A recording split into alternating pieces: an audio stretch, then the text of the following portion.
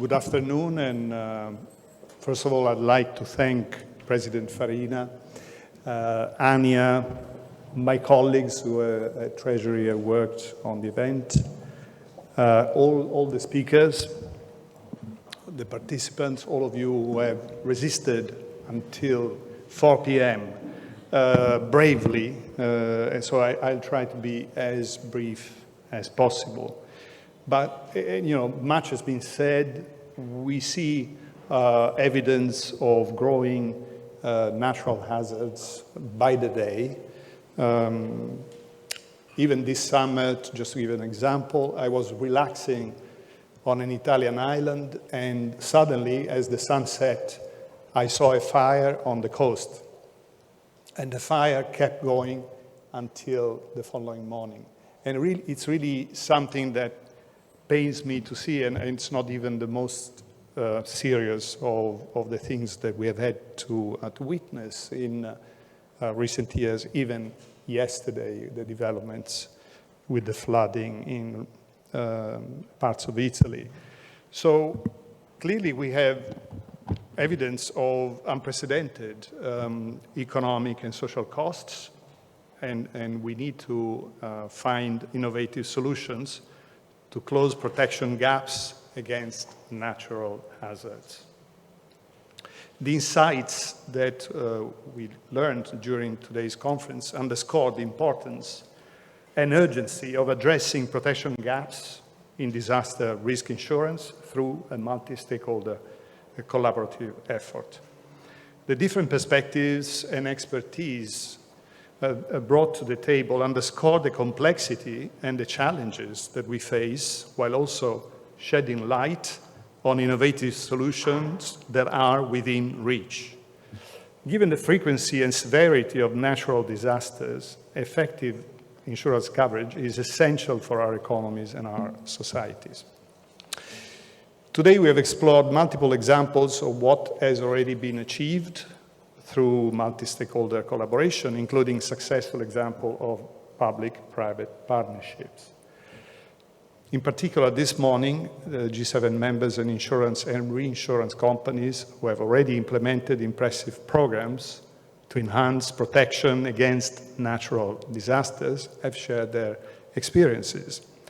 These examples highlight the potential for multi-stakeholder collaboration and the benefits that can be gleaned when public and private entities work together towards a common goal.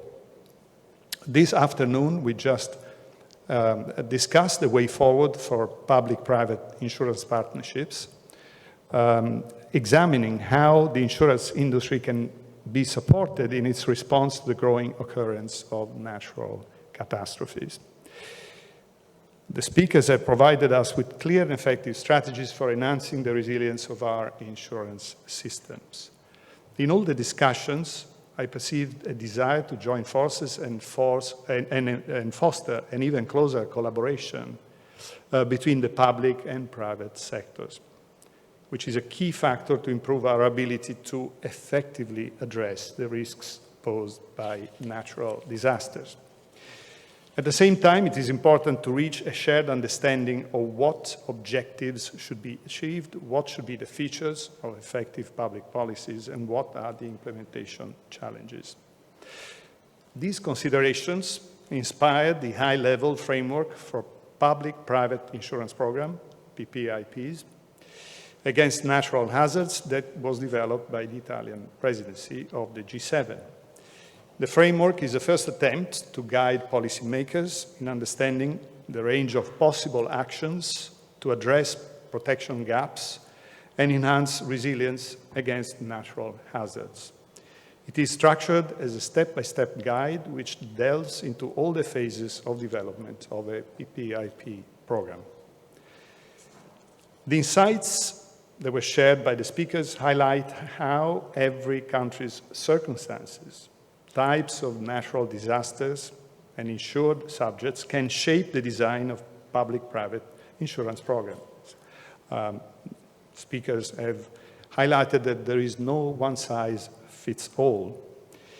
So this tailored approaches are crucial to enhance resilience against natural and climate-related events. Therefore, we need to maintain an open dialogue between public and private actors with a view to realize successful forms of cooperation. As Minister Giorgetti mentioned in his message this morning, Italy has legislated an insurance program for firms covering natural catastrophes that involves SACE as a reinsurer. This initiative will reduce the financial burden on the public finances while bringing benefits to insurers through public guarantees. We look forward to the implementation of this new policy as a first step toward broader coverage of natural hazards. The ultimate goal, in our opinion, should be to arrive at a system that in due course will cover not only firms, but also households and infrastructure.